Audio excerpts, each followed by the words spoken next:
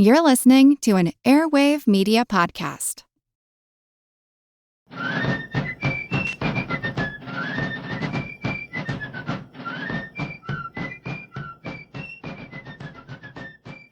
Hello, and thank you for joining the American Revolution. This week, episode 362, Debating the Bill of Rights. Now, last week we covered the conversion of James Madison from his opposition to a Bill of Rights to its main author. We left off with Madison preparing a proposed Bill of Rights to introduce into the Congress.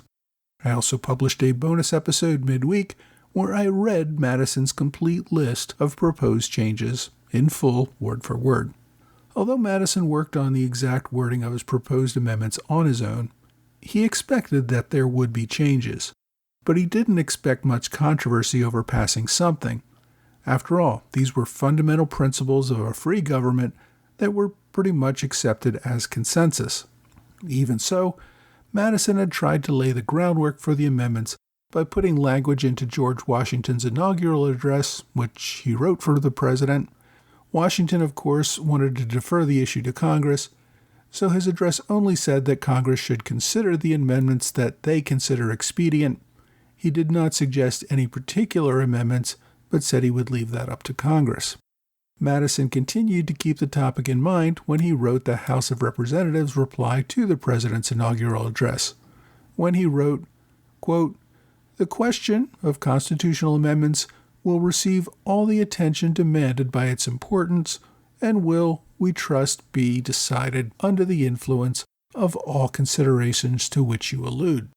On May 4th, 1789, less than a week after President Washington's inaugural speech, Madison made a motion in the House of Representatives to debate amendments to the Constitution. He didn't give any specifics. In fact, this motion was rushed because Madison became aware of another motion being prepared by the anti-federalists. The following day, Congressman Theodoric Bland presented a petition from the Virginia legislature calling for a second constitutional convention. Specifically, the petition called for a convention that would have, quote, "full power to take into their consideration the defects of this Constitution that have been suggested by the state conventions and report such amendments thereto." The day after that, Congressman John Lawrence of New York presented a similar proposal from the New York legislature, also requesting a second convention. Now, this is what Madison was trying to avoid. It would reopen the Constitution to any number of changes before they even had an opportunity to see how the existing Constitution really worked. He supported efforts to table the proposals, but then doubled down on his work to complete a proposed set of amendments. While Madison was battling with the anti-federalists to prevent a second constitutional convention, he also found himself in conflict with most federalists who did not want to consider any changes at all. Not a convention, no amendments. They argued that there were too many other things to deal with in this session. They were still busy creating all the new executive departments, creating a judicial system, developing rules, implementing a revenue system to begin getting some money for the government, creating trade regulations, establishing naturalization laws, patent laws, copyright laws, organizing the first census, and a range of other issues. Besides, Federalists believed that simply writing down rights didn't really matter. The people had to fight for such things. As one Federalist put it, quote, "It seems to be agreed on all hands that paper declarations of rights are trifling things and no real security to liberty. In general, they are a subject of ridicule."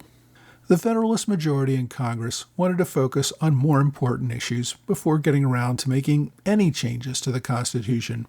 The Federalist majority in the House tabled the petitions calling for a second constitutional convention and took no immediate action on them, but neither were they in any hurry to consider any amendments that might permanently put off such a convention.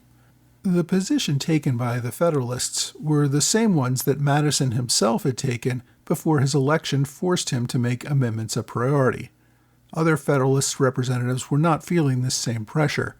Aside from his own immediate constituent pressure, Madison was concerned that if the Federalists in Congress put off any action for too long, the states would begin calling for a second convention on their own, and the pressure to do so would just continue to build. Under the Constitution, the states had the authority to call their own state conventions without Congress. If 2/3 of the states called for a second convention, it would happen whether Congress wanted it or not. Now, it took Madison just over a month from when he introduced the idea of presenting amendments until he actually presented some. He did this on June 8th. These are the amendments that we discussed at the end of last week and which I read in that bonus episode in full word for word a few days ago, so I'm not going to repeat them here again. After introducing his amendments, Madison then moved to bring the House into a committee of the whole to discuss them. Several Federalist representatives objected. They argued that the House was busy with too many other things.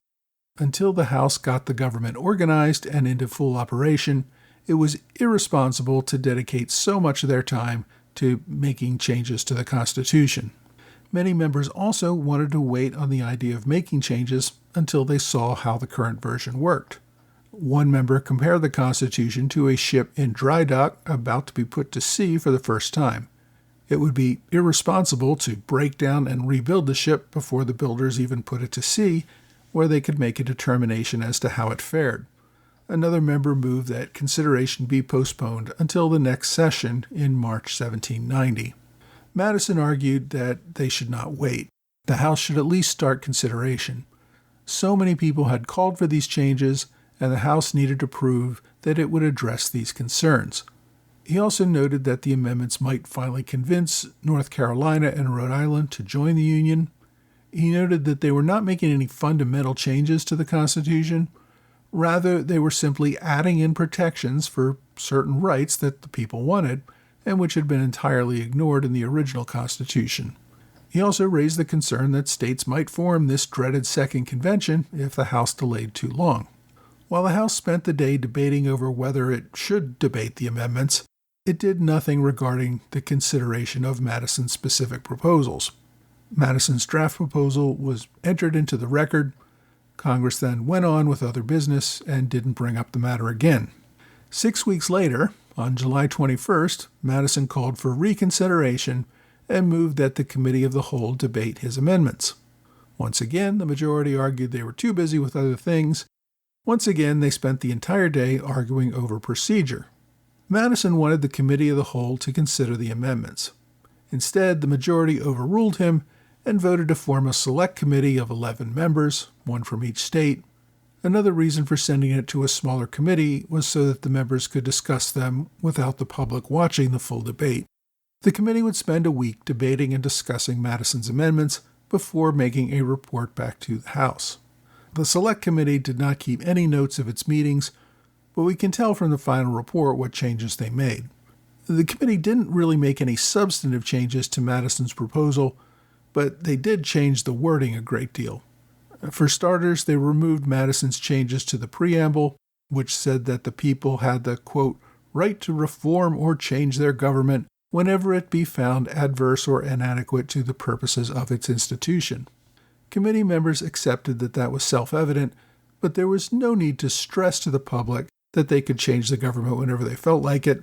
That would only invite more changes. The committee also made a bunch of other wording changes to various amendments, but did not really add, abolish, or change any of the fundamental principles that Madison had put forward.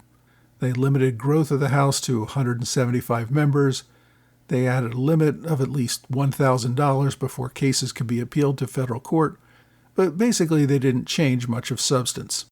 Shortly after the committee completed its work, Madison sent a copy of the committee report to a friend who was still serving in the Virginia Assembly. In his cover letter, he simply noted vaguely and unequivocally, quote, some of the changes are perhaps for the better, others for the worse.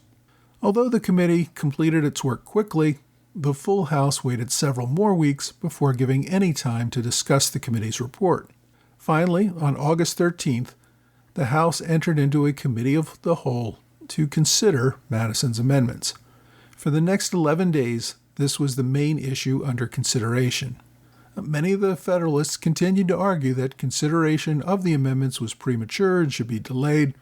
A few anti-Federalists argued that these changes did not go nearly far enough.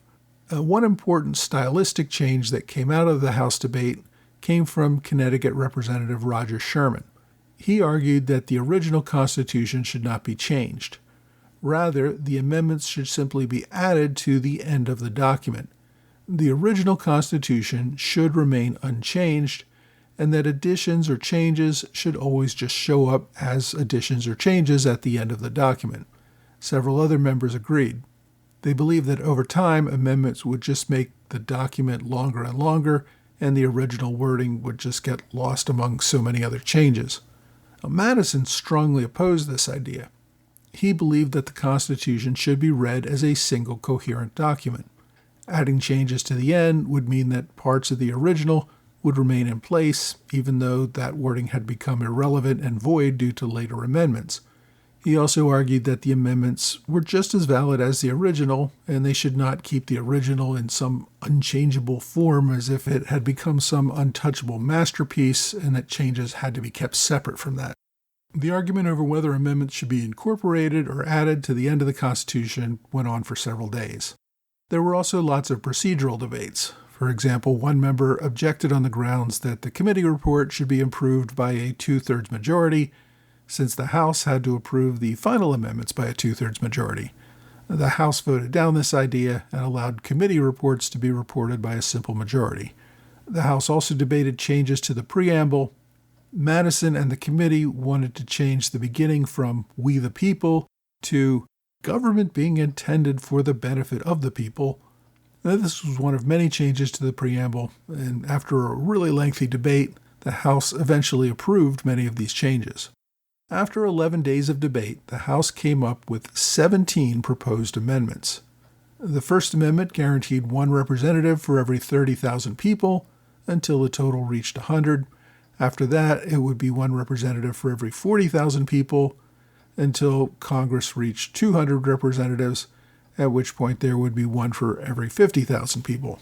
The Second Amendment carried on the idea that members of Congress could not alter their compensation until an election took place. The Third barred establishment of religion, prohibiting its free exercise. It also barred infringement on the rights of conscience. The Fourth Amendment guaranteed freedom of speech, the press, assembly, and petition for redress of grievances. The Fifth Amendment noted the importance of a well-regulated militia and barred any infringement on the people's right to keep and bear arms. It also protected those who had a religious objection from bearing arms from being compelled to provide military service. The Sixth Amendment barred the housing of soldiers in private homes. The Seventh Amendment protected against unreasonable searches and seizures. The Eighth Amendment protected people from more than one trial or punishment for the same offense, other than impeachment. It also protected against self-incrimination or deprivation of life, liberty, or property without due process, or that property could be taken without just compensation. Ninth Amendment guaranteed accused criminals the right to a speedy and public trial, to be informed of the charges, to be confronted with witnesses, and have the power to obtain witnesses on their behalf, as well as the assistance of counsel. The 10th Amendment guaranteed trial by jury for all but impeachment or military prosecutions. The 11th Amendment allowed no appeal to the Supreme Court if the value was less than $1,000. It also protected that any finding of fact by a jury could not be considered by appellate courts. The 12th Amendment protected jury trials for most civil suits. The 13th Amendment barred excessive bail or fines, as well as cruel and unusual punishment. The 14th Amendment prevented state governments, from denying jury trials, rights of conscience, or freedom of speech or press. The 15th Amendment assured that enumerated rights should not be construed to deny other unenumerated rights. The 16th Amendment required that each of the three branches of government could never try to exercise the power of the other two branches. And finally, the 17th Amendment noted that any powers not delegated by the Constitution nor prohibited to the states remained with the states. By this time, even Madison was getting sick of discussing these amendments. In sending a progress report to a friend in late August, Madison referred to the, quote, nauseous project of amendments. He noted the importance of getting done, but you could tell he was sick of debating all these details. At least with the agreement of the 17 amendments, the work in the House was done. There is no detailed final vote, but presumably a 2/3 majority favored the amendments, which then headed over to the Senate for approval. If the Federalists in the House were reluctant to consider amendments, the senators were even worse. We have less details in the Senate since debate was closed to the public and the official record does not record debate. When the amendments arrived in the Senate, the first thing they did was move to postpone consideration until the next session. The majority, however, rejected the idea of postponement. The anti-federalist senator, William Maclay, noted that his fellow Pennsylvania Senator, Robert Morris, considered all of this a waste of time. Morris said the House was, quote, playing with amendments. In another letter to a friend, Morris commented that they were only going through all these amendments because Madison was afraid of losing his next election. He wrote, quote, poor Madison got so cursedly frightened in Virginia that I believe he has dreamed of amendments ever since. Morris referred to the, quote, nonsense they call amendments, and that the whole effort was just doomed to failure. The anti-federalists also considered postponing or killing the amendments. Patrick Henry wrote to several members of Congress, noting that if the amendment process died in Congress, it would spur on his hope to hold that second constitutional convention. Virginia Senator Richard Henry Lee did not share Henry's gambling attitude. Lee was an anti-federalist. He believed that the amendments did not go far enough, but that something was better than nothing. As he put it, quote, if we cannot gain the whole loaf, we shall at least have some bread. Unfortunately, Senator Maclay, who was our best note-taker for Senate debate, was out sick for most of the debates on the amendments. We do know, however, that the Senate did take up the debate and considered 20 amendments of their own. These included a ban on direct taxation by the federal government, larger supermajorities for treaties or standing armies, and a bunch of other changes. Most, if not all of these, had been proposed and rejected at the Constitutional Convention. In the end, though, the Senate did not add any new amendments. In fact, they dumped all the changes to the preamble and reduced the House's 17 amendments to just 12. Now, some of this was done by combining several amendments.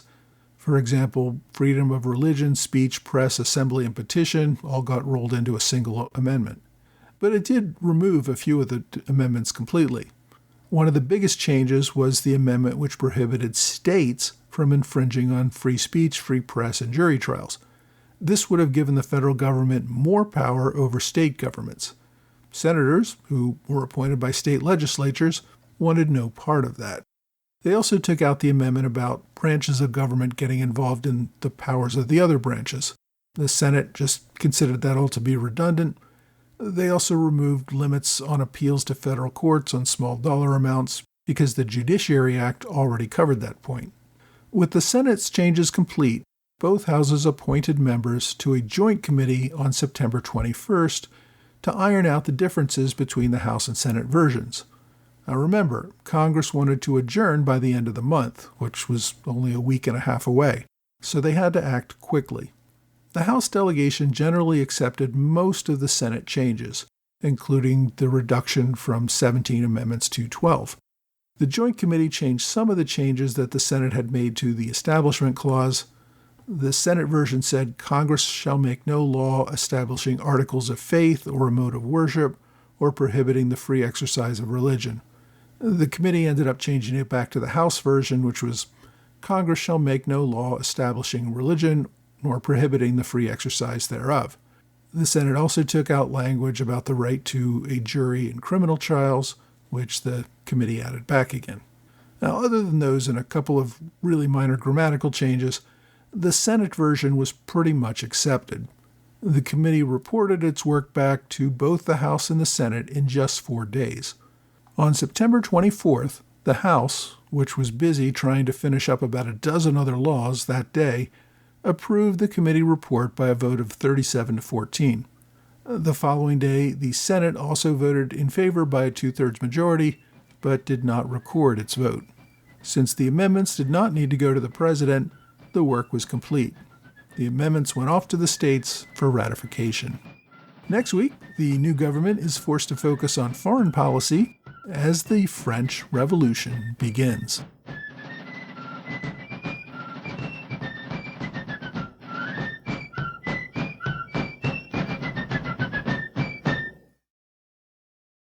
Hey, thanks for joining the American Revolution Podcast After Show, part of the Airwave Media Network. Thanks to my Patreon supporters in the Alexander Hamilton Club, George Davis, Mike Hager, John Celentano, Michael Mulhern, and Mitchell Anderson. Thanks to Robert Morris Circle supporters, Patrick LeBeau, and Kurt of Art. I also want to thank Ken Canestrini for a generous one-time gift. This podcast can only continue with your support, either as an ongoing member on Patreon or one-time gifts via PayPal or Venmo. I very much appreciate everyone who helps make this project a reality. I wanted to mention that I'm going to be in the Pittsburgh area at the end of August. I'm going to try to visit Fort Necessity, where Washington's military career nearly ended before it began. If anyone wants to arrange a meetup, let me know. I also wanted to hear if there was any feedback on my recording of Madison's draft Bill of Rights, which I recorded and distributed midweek. As I said when I did that, I didn't want to include that in a regular episode since reading draft legislation could be kind of boring, but I still wanted to put it out there for those who were interested. I'm curious if anyone wants more things like that, perhaps reading short speeches or other important primary sources. I'm happy to receive both positive and negative comments. If you don't want stuff like this, please let me know that as well. This week, we covered the debate over the Bill of Rights. As I said in the main episode, most Federalists thought this was really a waste of time. There were so many other things to do to get the government up and running. The majority in Congress saw the effort to create a Bill of Rights simply as political pandering. We may snicker at that notion today, but the Federalists were not really wrong. The Bill of Rights had very little use until the 20th century. It was only meant to apply to the federal government and did not impact the states. Many states at the time had established religions. They regularly censored books in the 19th century. The federal courts eventually used the 14th Amendment, which was passed after the Civil War, to apply most of the Bill of Rights to state actions as well as federal actions. That interpretation of the 14th Amendment really didn't even take place until the early 20th century. Even when the federal government violated rights that were listed in the Bill of Rights, early federal courts largely ignored it. For example, the Sedition Act of 1798 targeted anti-administration newspapers, essentially making it illegal to criticize the government. The courts refused even to allow the First Amendment to be used as a defense, and none of these cases reached the Supreme Court before the act expired in 1801. Even when a new Sedition Act was passed in 1918, the Supreme Court upheld the act. It really wasn't until the 1960s that federal courts put real teeth into protecting the rights that were listed in the Bill of Rights. Now, some were always followed, especially some of the things regarding due process and the way courts should be run. But even when there was some sort of violation, we couldn't rely on the courts to uphold those rights. But in the 1960s, we started to see this to change, even for more substantive rights like freedom of speech or religion. That's when we get cases that prohibit prosecutions for most speech and also remove religious indoctrination from public schools. So, for several generations after the passage of the Bill of Rights, the Federalist comments that these were, quote, parchment barriers, that protecting these rights required an active citizenry to fight for them, proved true. Writing down a right on paper did little if the people were not willing to fight for them. However, the fact that the Bill of Rights existed did give the courts ammunition to enforce those rights in the 20th century. The fact that those rights are written down and revered probably helped rally public opinion in favor of their enforcement at that time. Today, the Bill of Rights stands as a revered document. I think that has a very real impact on the public opinion battle to defend those rights. I should also note that Congress proposed 12 amendments. 10 of those that were numbered 3 through 12, became what we know of as the Bill of Rights. The First Amendment called for one representative for every 30,000 people, eventually growing to one for every 50,000 as the country grew. This amendment was never ratified by the states. If it had, we'd have about 6,800 U.S. representatives in the House today.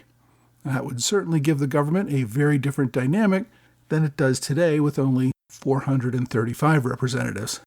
That amendment needed only one more state for ratification at the time, but it never received that vote. Connecticut's refusal came the closest, but it never passed. The proposed amendment remains proposed to this day. Unlike more recent proposed amendments, Congress later added a time limit on ratification. In other words, they would propose an amendment and say in that proposal, if this is not ratified within, say, 7 years, it becomes null and void. The original amendments had no limit, so they just remain out there pending forever. The second amendment that had been proposed called for the intervention of an election before a congressional pay raise could take effect. That amendment also failed at the time. By 1792, only 7 of 15 states had ratified it. Like the other failed amendment, this one remained in limbo.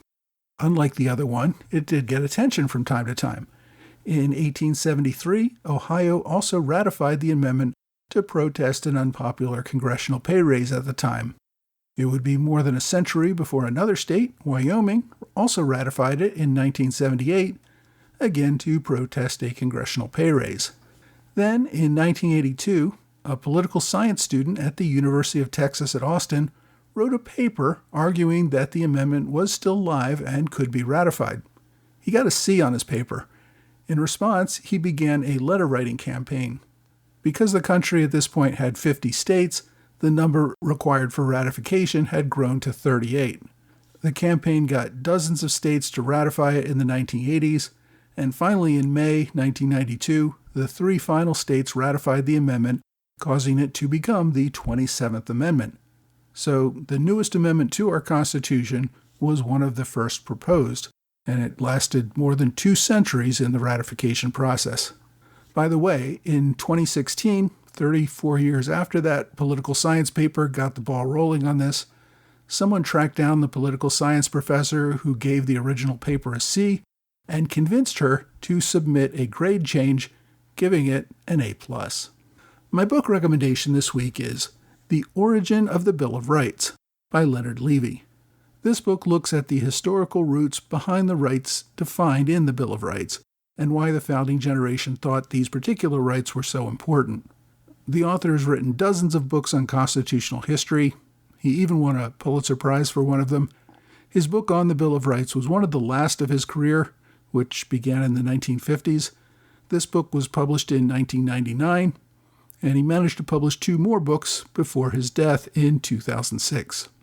Now, if you want to understand the historical basis for the Bill of Rights, get a copy of The Origin of the Bill of Rights by Leonard Levy.